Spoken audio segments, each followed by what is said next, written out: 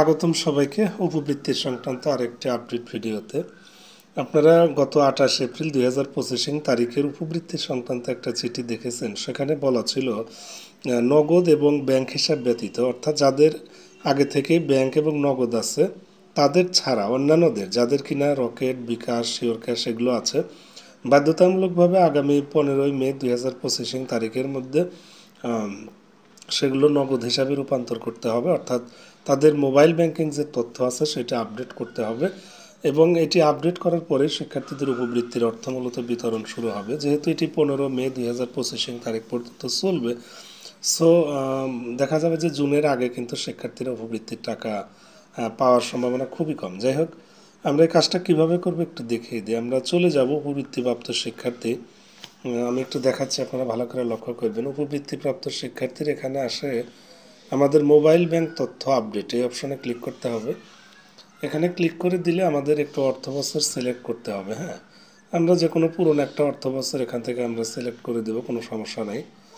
অর্থবছর select করার পরে আমাদের শ্রেণী সিলেকশন করতে হবে। সো আমি একটা শ্রেণী সিলেকশন দিলাম, দেওয়ার পরে আমি জাস্ট কী করব, এই যে খুঁজুন রয়েছে, লক্ষ্য করেন, এই খুঁজুন অপশনে ক্লিক করে দেব।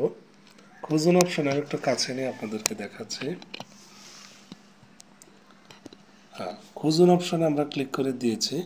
দেওয়ার পর আমরা একটু নিচের দিকে আসব। দেখেন, এই দেখেন, সম্পাদনা করুন অপশনটা মূলত রয়েছে। আপনি যে শিক্ষার্থীর মোবাইল ব্যাংকিং তথ্য আপডেট করবেন, যাদের বিকাশ, রকেট এগুলো রয়েছে, তাদেরগুলো আপনাকে কী করতে হবে, সংশোধন করতে হবে। সো আমরা এই সম্পাদনা করুন এই অপশনে ক্লিক করে দিব। ক্লিক করে দিলে দেখেন শিক্ষার্থীর যাবতীয় তথ্য এখানে চলে আসবে। আমি জাস্ট, যেহেতু মোবাইল ব্যাংকিং তথ্য আপডেট করতে হবে, সো একটু নিরাপত্তার সাথে জাস্ট এই দেখেন আংশিক দেখাচ্ছে আর কি। দেখেন, এটা কিন্তু বিকাশ রয়ে গেছে, ভালো করে লক্ষ্য করেন, এখানে কিন্তু বিকাশ রয়ে গেছে। আমাদের মূলত এটাই চেঞ্জ করতে হবে, যাদের বিকাশ আছে চলবে না। সো আমাদের নগদে রূপান্তর করতে হবে। সো নগদ দিব। নগদে দেওয়ার পর আমরা কি করব, হিসাব নম্বরটা যাচাই করব। যেহেতু আমি শিক্ষার্থীর তথ্য নেইনি, শুধুমাত্র আপনাদের জাস্ট একটা ডেমো দেখাচ্ছি, হয়তো স্কুল খুললে 2-1 দিনের মধ্যে আবার সেটা দেখাতে পারবো, সমস্যা নেই। সো আমরা এখানে নগদ করে দেব। নগদ করলে রাউটিং নাম্বারটা অটোমেটিক্যালি চেঞ্জ হবে।